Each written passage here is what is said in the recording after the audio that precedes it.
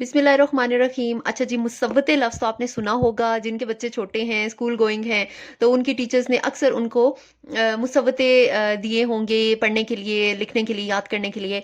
लेकिन ये है कि पेरेंट्स को पता ही नहीं होता कि मुसव्वते होते क्या हैं। उनको ये तो पता है कि अलिफ वाव छोटी ये बड़ी ये है, लेकिन ये नहीं पता कि एक्सप्लेन कैसे करना है बच्चों को। बच्चों को पता तो होना चाहिए ना मुसव्वते होते क्या हैं। अच्छा, अब ये देखें, जो मुसव्वते हैं वो 4 हरूफ हैं उर्दू हरूफ तहजी के, जो कि दो तरह के साउंड्स बनाते हैं। ठीक है, दो तरह के साउंड्स इस तरह बनाते हैं कि जब भी ये चारों हरूफ अल्फाज के शुरू में आएंगे तो इनकी आवाजें कुछ और होंगी, लेकिन जब भी ये लफ्ज के या अल्फाज के दरमियान में या आखिर में आएंगे तो इनकी आवाजें चेंज हो जाएंगी। अच्छा, अब कैसे? सबसे पहले तो हम ये देखेंगे कि इसको बच्चों को सिखाना कैसे है। पहले तो अलग अलग व्हाइट बोर्ड पे ना आप लिख के बस बता दें कि बेटा मुसव्वते 4 होते हैं, उसकी फिंगर्स पे 1 2 3 4, अलिफ वाव छोटी ये बड़ी है। ठीक है, 3-4 दिन तो बस ऐसी प्रैक्टिस, चलते फिरते उसको बस यही मुसव्वते मुसव्वते मुसव्वते। लेकिन उसके बाद ना फिर आपने उसको पेपर पेंसिल देना है, उसको कहना है कि अपना हाथ ड्रॉ करो।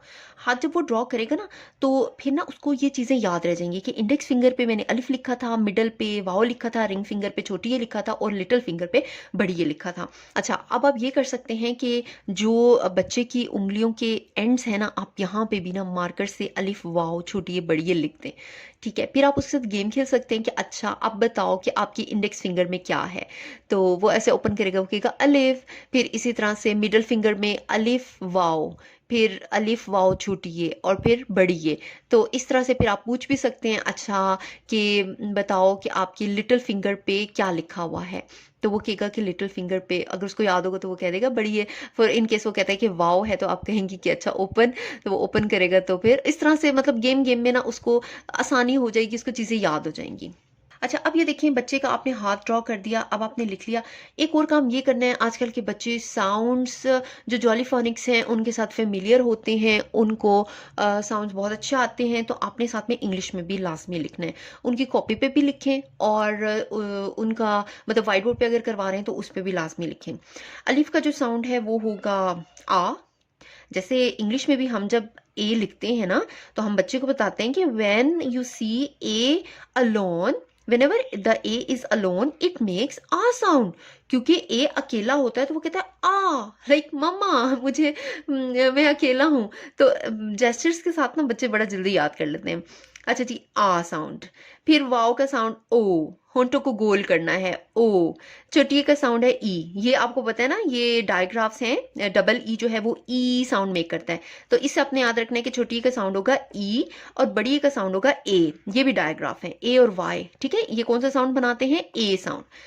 ओके जी, अब जो चीज मैं बताने लगी हूँ वो है पेरेंट्स के लिए, कि उनको समझ में आ जाए कि ये जो चारों हरूफ हैं वो किस तरह से डबल आवाजें बनाते हैं, दो आवाजें बनाते हैं। जब भी ये जो हरूफ हैं ये अल्फाज के शुरू में आएंगे तो इनका साउंड मुख्तलिफ होगा, जब भी अल्फाज के दरमियान में या आखिर में आएंगे तो इनका साउंड मुख्तलिफ होगा।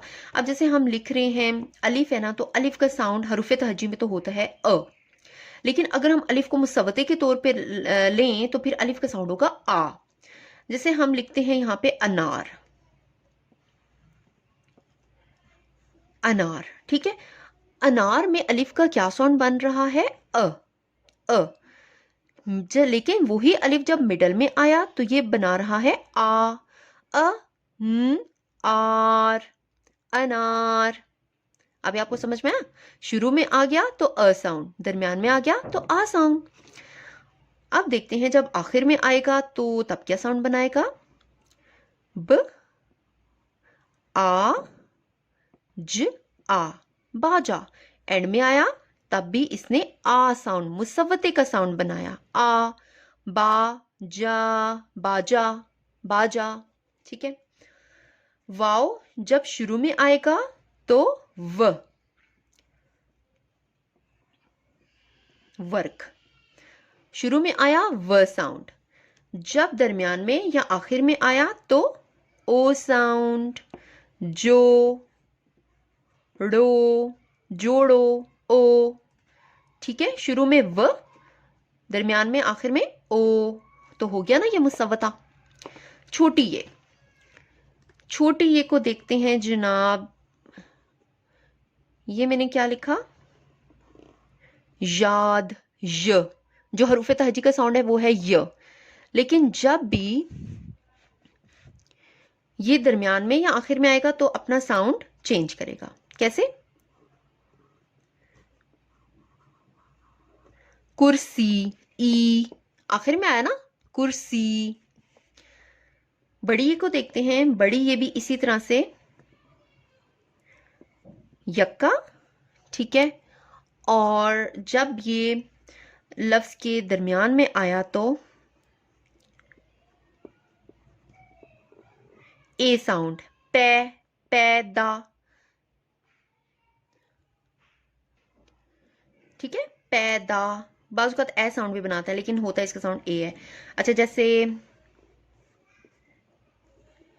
بیگ، جیسے لال بیگ ہوتا ہے نا، چلو لال بیگ ہی لکھ لیتے ہیں، لال بیگ، ب، ایگ، اے ساؤنڈ بنا رہے ہیں.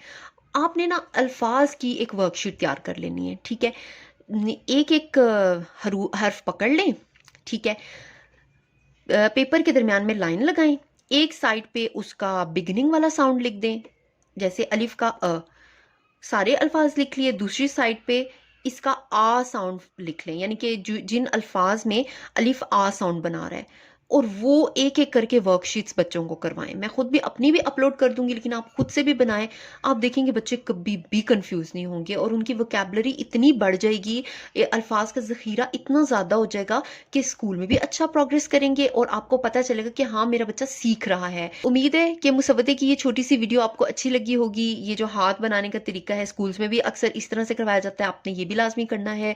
فلیش کارڈز بھی بنانے ہیں اور مختلف الفاظ لکھ کے نا سمپل سمپل سے، تو بچوں کو اس طرح سے کرانا ہے. ٹھیک ہے جی، بہت شکریہ، اپنا خیال رکھیے گا. اللہ حافظ.